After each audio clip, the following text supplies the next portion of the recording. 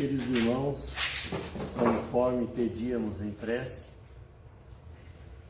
que sejamos, nesse momento, abençoados pela presença amiga dos nossos mentores, do nosso mentor da nossa casa, o nosso Francisco Valdomiro Lorenz, e nossos guias que com certeza nos acompanham, nos encaminham, para que nós nos entreguemos a uma tarefa de purificação das nossas ideias, da nossa alma.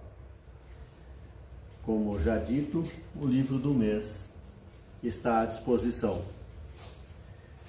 Reencontro com o Mestre.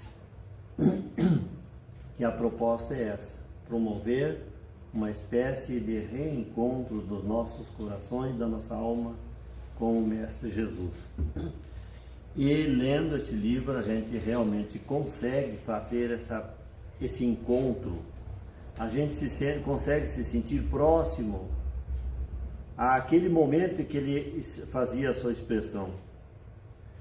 Nós conseguimos construir dentro das nossas almas, através da imaginação, da atenção e da entrega à proposta do texto, que a gente leve a nossa alma à presença do Mestre Jesus,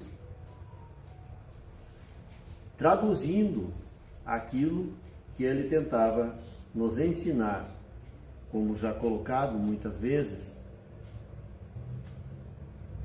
em vários momentos. Ele não apenas expressou a sua mensagem, muito antes ele a vivenciou na íntegra, toda a sua mensagem, mostrando na prática, in loco, ao vivo, realmente apresentando o modelo de atitude, de postura, de ideia e de ações, para nos servir não apenas como um professor que nos ensina, mas como um guia e modelo para as nossas aulas. Antes de nós iniciarmos aqui, deixe-me fazer uma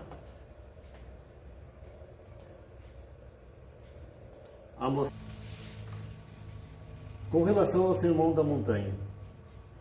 O livro tem na premissa, na entrada de cada um de seus capítulos, algumas das passagens do Sermão da Montanha.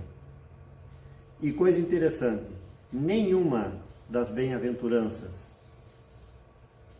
O que eu estou tentando trazer à nossa memória é que, normalmente, quando falamos do Sermão do Monte, ou Sermão da Montanha, a ideia que nos vem são as bem-aventuranças, que no todo são 8 bem-aventuranças.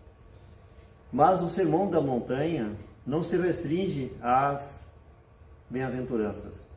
Essa é a primeira parte desse discurso todo. Procurando no Google, Sermão da Montanha completo, ele nos apresentou 3 capítulos de Mateus, capítulos 5, 6 e 7. 3 capítulos inteiros sobre o Sermão da Montanha. É um texto bastante complexo, bastante grande, com muitas expressões, realmente muito conhecidas de todos nós, né? E os nossos autores aqui vão fazer essa abordagem a partir de expressões do Sermão da Montanha. Essa página que se abre agora é para fazer nós lembrarmos do programa que nós temos, que a União Municipal Espírita tem na Rádio Cruz Alta, nos sábados das 14 às 15 horas, é 1 hora de programa, o programa Visão Espírita, que antes nós tínhamos na Rádio Popular FM e agora foi transferido para a Rádio Cruz Alta. Então, na Rádio Cruz Alta AM, todos os sábados à tarde, a partir das 14 horas, o programa Visão Espírita, que são transmitidos também, conforme dá para anotar ali, pelo Instagram da UME, pelo Facebook da Rádio Cruz Alta, do Grupo Espírita Bezerra de Menezes, do Caminho da Luz, do Fraternidade, e também pelo Face da Casa Espírita Mãos Unidas, que parte deste pequeno trecho do Sermão da Montanha. Da mesma forma, brilhe a vossa luz. Brilhe a vossa luz diante dos homens, para que vejam as vossas boas obras e glorifiquem vosso Pai que está no céu, que está nos céus. Olha só o vício de linguagem, ou vício de fala. Como aqui no final está se referindo a Deus, a Ele é que está nos céus. E a gente ouve de montão, de monte, e fala bastante vezes também, né, que estás no céu. Que estás no céu é quando nós fazemos o Pai Nosso e que estamos conversando diretamente com Ele. Tu que estás no céu. Mas quando nós estamos falando entre nós dele, ou do céu, aí é que está no céu. Ele está no céu. Tu estás no céu? Não, nós estamos aqui. Só para mostrar o vício de linguagem que a gente cai e não se percebe. E que, aliás, nós dissemos aqui agora, tivemos que fazer a pequena correção. Mas aqui, da mesma forma que brilhe a vossa luz, essa é a chamada de Jesus, que brilhe a nossa luz diante dos homens, para que vejam as boas obras e então, vendo as boas obras, glorifiquem a Deus, que está nos céus. Está em Mateus, no capítulo 5, portanto, dentro do discurso completo do Sermão da Montanha. Que é dito o Sermão da Montanha, porque ele, notando a presença de povo, bastante gente em torno dele, ele parou, subiu a um monte para tornar uma certa elevação, para tomar uma certa elevação, subiu a um monte e dali ele fez a fala para os seus. Passou a ensinar, né, no monte, e por isso o Sermão da Montanha, ou do monte. Ao nos defrontarmos com os textos evangélicos, somos instados a refletir sobre as lições que se nos apresentam. É praticamente impossível, até porque, pela proximidade que nós fomos criando com o tempo, em relação às mensagens do Evangelho, é impossível estarmos diante desta mensagem e não fazermos uma reflexão, um retorno para dentro de nós. Nós somos provocados a fazer necessariamente esse mergulho interior, na busca da aplicação ou ao menos do entendimento dessa mensagem, para que ela se transforme no nosso motivo, no nosso entusiasmo para essa renovação, para essa reavaliação da nossa situação, ou apenas simplesmente para percebermos em que estado nós estamos hoje com relação à mensagem que Jesus nos ensina. A mensagem, quando nós defrontamos, portanto, ela sempre vai fazer essa provocação para uma reflexão sobre nós mesmos. Porque grande parte, se não toda a mensagem, ela é para o indivíduo.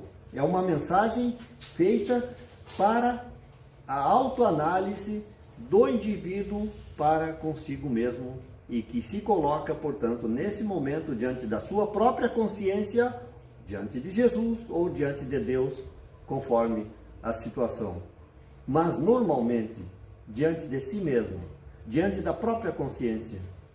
Quando nós lemos que somos chamados a fazer que brilhe a nossa luz, nós vamos ter que necessariamente olhar de novo para dentro de nós e ver se essa luz está realmente brilhando, para que as pessoas possam ver as boas obras e então glorificar ao Pai que está no céu.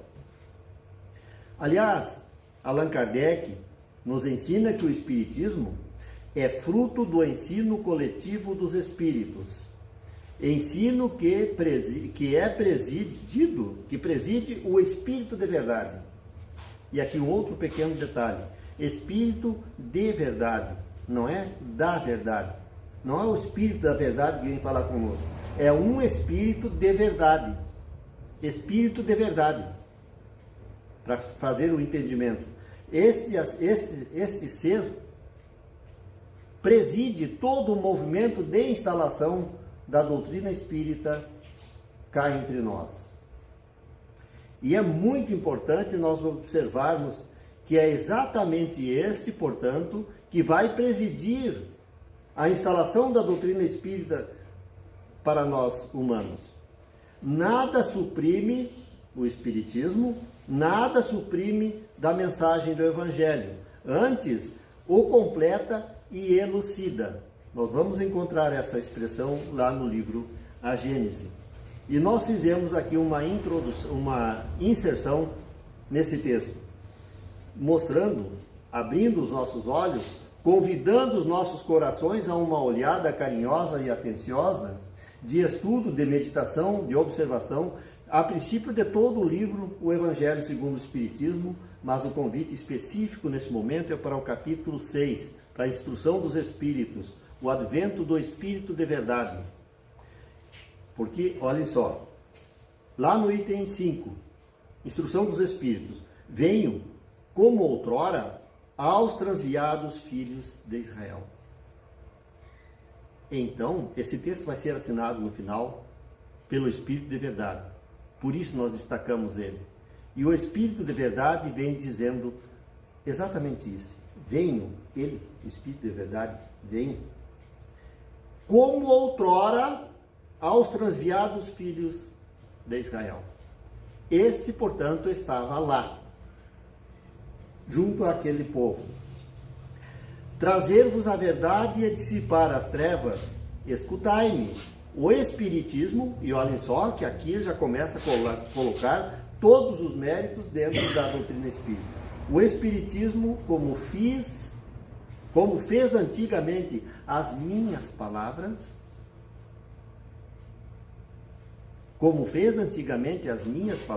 diz o Espírito de verdade, tem de lembrar aos incrédulos, tem de lembrar, tem um A mais aqui, né? Tem de lembrar então aos incrédulos, e assim segue o texto. Poderíamos abrir o Evangelho segundo o Espiritismo aqui, trazer um pouco mais sobre isso. Mas olhem só essas instruções dos Espíritos ali. Como ele deixa escapar que o Consolador prometido foi vertido por ele mesmo, que se apresentou como Espírito de verdade.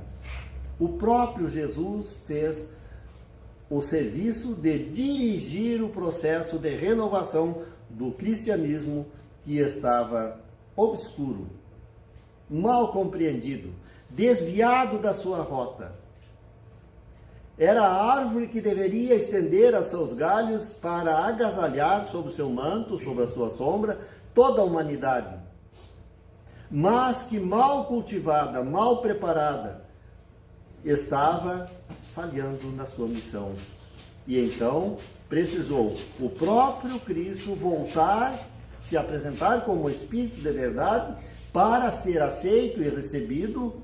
Imaginem se lá na metade do século XIX, alguém se apresentasse dizendo que estava recebendo nada menos do que Jesus na sua casa mediúnica, na sua casa, lá não tinha espiritismo ainda, nas suas reuniões, pela sua mediunidade.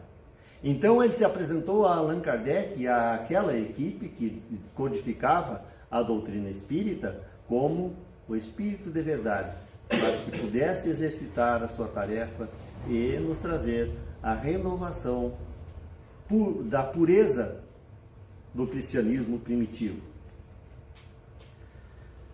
Ao completar o que Jesus não podia dizer naquele momento e elucidar o conhecimento espiritual, e aqui é que entra a questão espírita especificamente, onde mais naturalmente se explica e se entende por que a doutrina espírita, quando ela nos traz esse olhar mais aberto e mais claro e mais convincente com relação à nossa realidade espiritual, porque não apenas nos diz, mas nos demonstra a sobrevivência do espírito e a possibilidade de comunicação desses espíritos cá conosco, do lado de cá,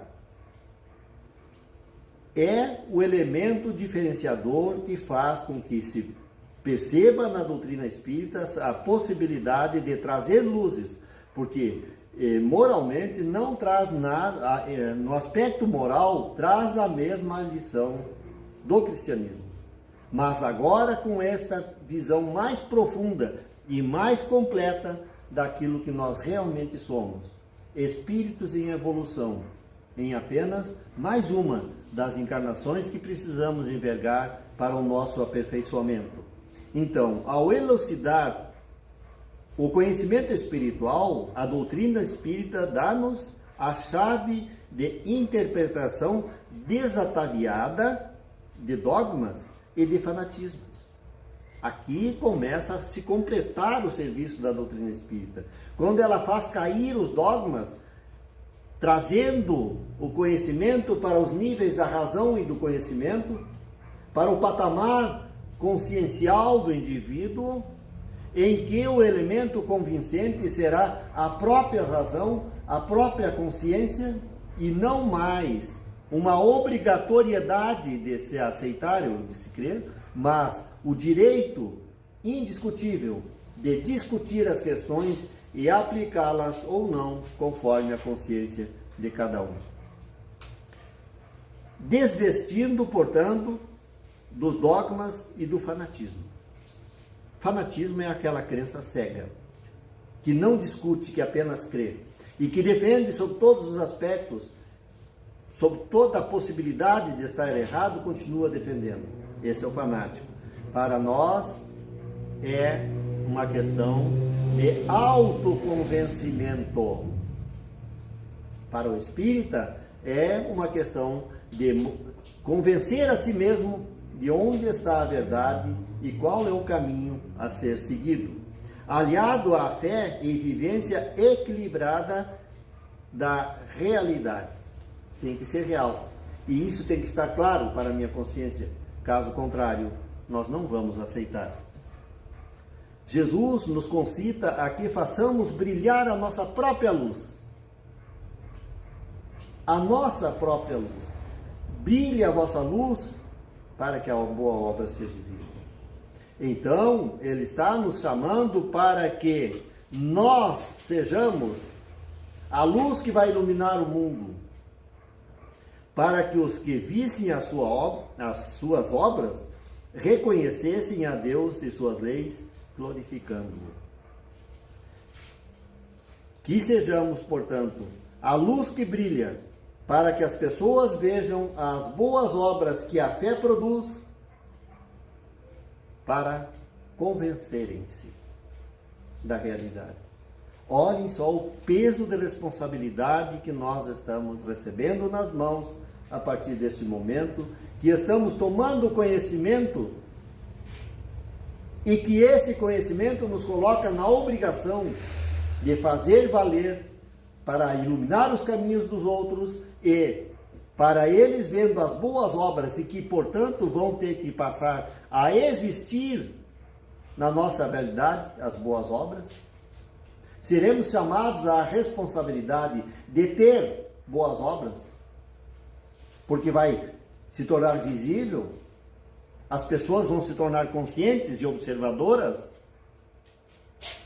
e quando olharem para nós, terão que ver as boas obras, porque é a vista da boa obra que vai fazer com que ele sinta a necessidade de glorificar o Pai, ao ver que a fé sincera e verdadeira, sincera e realmente verdadeira, essa leva o indivíduo às boas obras, às boas ações.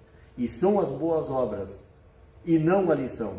As boas obras é que convencem, que trazem as pessoas para o bom caminho. Para o bom caminho, não estou dizendo para trazê-los ao centro espírita, que aí é uma outra questão a ser discutida em um outro momento. Mas para o campo da fé, da racionalidade, da consciência na direção do Pai Maior, é este o caminho que nós temos que abrir para as pessoas. É claro que, para torná-la convincente, precisaremos de boa parte dos conteúdos que a doutrina espírita nos traz, que é a demonstração da sobrevivência do espírito e a interferência que eles têm, inevitavelmente, em nossas vidas, que vai fazer com que ele se torne consciente da sua própria realidade. Sem a consciência espiritual, nós estaremos sempre incompletos. E até se nos prove o contrário, a doutrina espírita ou a ciência espírita é a mais completa, a mais preparada para nos trazer esta questão da consciência espiritual realmente convincente. Vejamos um pouco do que podemos pensar a respeito disso colocado lá no introdutório deste capítulo. Brilha a vossa luz. Praticar os ensinamentos do Mestre constitui-se em um caminho de sabedoria prática.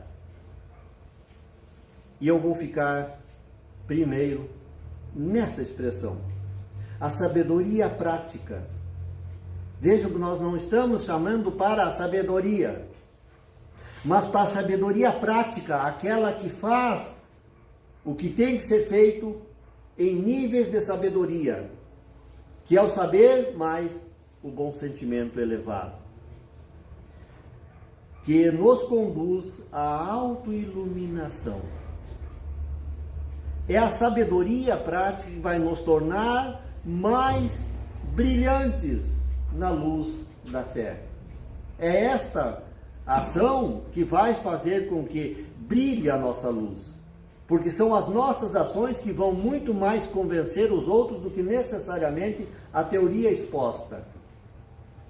A teoria exposta serve de elemento de racionalidade, mas é a prática, é a ação, é a forma com que nós vivemos, essa que vai fazer a diferença para aquele que vem buscar em nós a boa lição, que aliás é a lição dos pais.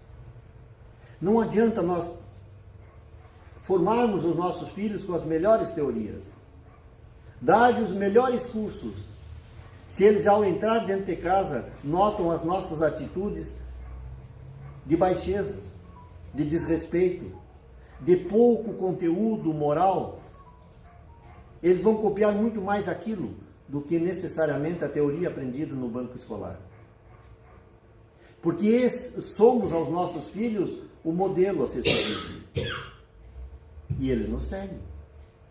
E então eles vão aprender com as nossas lições que tem que ser inteligente, não importa o que faça na intimidade.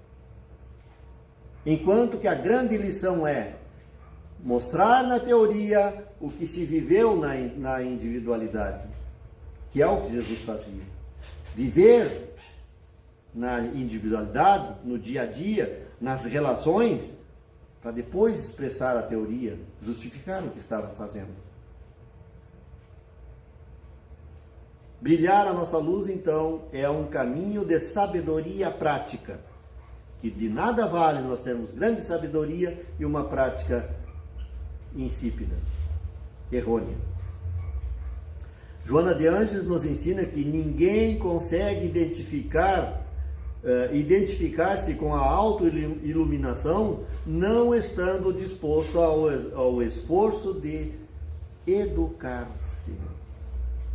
Educar-se. Nós precisamos fazer esse exercício de autoeducação de nós indivíduos para conosco mesmo, comportando-se como equilíbrio diante das circunstâncias que defrontam no processo social, assim como nos fenômenos e ocorrências pessoais. Porque nós não podemos ter reservas cá comigo mesmo. Porque as pessoas leem o que nós trazemos na alma, muito mais do que nós imaginamos. As pessoas sentem o que nós somos. Tem um quadrinho da internet que diz que as pessoas se conhecem não pelo que elas apresentam, mas pelas energias. É pelo campo energético, pela intuição, pela inspiração por outros canais que não são verbais que as pessoas se conhecem. Por que de repente nós encontramos uma pessoa e com aquela nós afinizamos e fazemos uma vida inteira ao lado, sempre com um bom nível de entendimento? Porque as energias que essa pessoa me passa combinam com o que eu preciso, com o que eu quero e com o que eu busco nessa pessoa. Não é o que ela me diz que vai me convencer, mas a energia que ela me passa, que me faz bem, que me faz querer estar mais ainda. Então, Joana de Ângeles nos ensina que ninguém consegue identificar-se com a autoiluminação não estando disposto à autoeducação. Vamos ter que fazer mais uma pequena correção aqui. Fechar tudo. Para abrir de novo. Estávamos no item Joana de Ângeles, né? Sim. Que está aqui. Não há o que acrescentar. A lição é clara. A autoiluminação é fruto da autoeducação. Esse é o caminho que nós precisamos encetar. Nós precisamos parar de nos preocupar com o que é que as pessoas estão pensando de mim e começar um processo de autoeducação. Para nós fazermos uma autoeducação, que é um processo de reforma íntima, então, propalada, reforma íntima, nós temos que olhar para dentro e começar a nos conhecer, entender como é que são as coisas aqui dentro, o que nós estamos errando, o que nós estamos valorizando e o que eu preciso, a partir desse momento, começar a valorizar, a fazer correto. Então, a lição é clara. Autoeducação, para que a nossa luz venha a brilhar. Autoeducação quer dizer reformar os nossos hábitos, os nossos pensamentos, as nossas energias, as boas obras. Devem ser compreendidas na prática do bem pelo bem. E não para que eu me sinta bem, não para que eu mude de patamar espiritual. Nós temos que aprender a amar o bem. Amar o bem, esta é a lição. E o bem será natural. E a reforma será natural. Quando nós aprendermos a amar, a querer e a praticar as coisas corretas, elas se tornam naturais e fazem tão bem a nós que nós não sairemos mais dessa área. Então, as boas obras devem ser compreendidas como a prática do bem pelo bem, nas ações desenvolvidas em prol do bem comum, sem buscar qualquer retorno, direto ou indireto, de qualquer ordem, mas pelo bem de fazer o bem, por amor ao bem. Aqui é que vai fazer a diferença. Estas são as boas obras que precisam serem vistas pelos homens. Que a visão dessas boas obras é que vai trazê-los para dentro do campo das boas obras, do bem, da fé, da esperança, da confiança. Porque se nós não confiamos no próximo, não confiamos em Deus, não confiamos na humanidade, o que nos resta? Será pranto e ranger de dentes, sim. Mas para que nós possamos convencer alguém, nós temos que ter conteúdo espiritual. E o que é conteúdo espiritual, senão a ação no bem? E que a teoria mostra, esclarece, justifica, dá espaço de ação, ajuda a convencer, mas o toque final vai ser a ação que ele vai notar que essa pessoa traz para a sua vivência, para a nossa vivência. E no campo das virtudes, a mais meritória é aquela que se baseia na caridade mais desinteressada. A caridade mais desinteressada. No bem pelo bem, simplesmente. Esta é a virtude das virtudes. A caridade. A caridade é a soma final, não é a soma final, é o resultado final de todas as virtudes devidamente desenvolvidas. Não sei se está correto dizermos que a caridade é uma virtude. Não. É o resultado das virtudes. É o resultado final em nós quando desenvolvemos todas as virtudes que precisamos desenvolver. Então, no campo das virtudes, a mais meritória é a caridade totalmente desinteressada. É aquela ação no bem, pelo bem. Glorificar a Deus. Servindo ao próximo como abnegação. A abnegação é a ação caracterizada pelo altruísmo, pela ação desinteressada. É aquela ação em que nós, mesmo que tenhamos alguns prejuízos de tempo, de paciência, de compreensão, qualquer tipo de desgaste pessoal, mesmo assim nós vamos fazer. Há poucos dias nós entrávamos numa vila para levar o material que nós recolhemos aqui, que nós recebemos nessa campanha do alimento, e para levar também aquelas sacolas que nós recebemos do Banco do Alimento. E ao receber a gratidão das pessoas, a gente esclarece, não. De nosso é apenas o serviço de trazer até aqui, porque isso vem do Banco do Alimento, que é da comunidade toda. Quem está fazendo a caridade real de distribuição desse alimento é a comunidade Cruz Alta, que deixa lá no sábado solidário, nos mercados, um pouco de si para que isso aqui possa acontecer. De nosso é só o serviço de ir até lá, a gasolina, o tempo. Né?